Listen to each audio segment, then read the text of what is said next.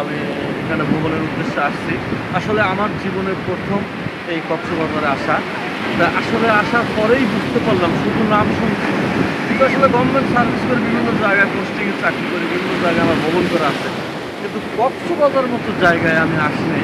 আসলে ইচ্ছা পূরণ থাকা সত্ত্বেও কিন্তু আসলে সময়ের অভাবে আসা হয় নাই। কিন্তু আজ বিগত ২ দিন হলো আমি এখানে আসছি। তা আসার পরে বুঝতে পারলাম আসলে কক্সবাজার আসলে একটা অসাধারণ জায়গা। যারা আসেন নাই আমি আপনাদেরকে দাওয়াত করতেছি, অবশ্যই জীবনের একবার হলেও এই কক্সবাজার আসবেন। একটা ঘোরার মতো একটা জায়গা, যেটা বাংলাদেশের মধ্যে সর্বোচ্চ একটা ভালো অসাধারণ একটা জায়গা। এখানে অবশ্যই আপনারা আসবেন ঘুরতে। আসলে বুঝতে পারবেন যে আসলে তারপর কেনারা নাই, এখান থেকে আসলে অসাধারণ একটা ঢেউ আসতেছে। হ্যাঁ, আসলে আমি গতকালকেও প্রায় ২-৩ ঘন্টা পানিতে হেঁটেছিলাম।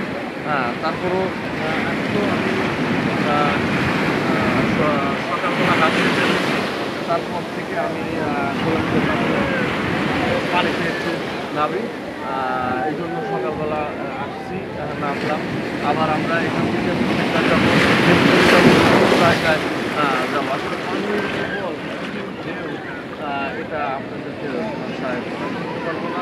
অবশ্যই অবশ্যই আপনারা আসবেন। এটা আপনাদের আমার পক্ষ থেকে দাওয়াত। আসলে বুঝতে পারবেন যে আসলে একটা অসাধারণ একটা জায়গা। ভালো থাকবেন, সুস্থ থাকবেন। আমার জন্য দোয়া করবেন, আমি যেন বিশেষ করে সুস্থভাবে সুস্থ শরীরে আবার ব্যাক করতে পারি। এই বলে শেষ করছি। আসসালামু আলাইকুম ওয়া রাহমাতুল্লাহি ওয়া বারাকাতুহু।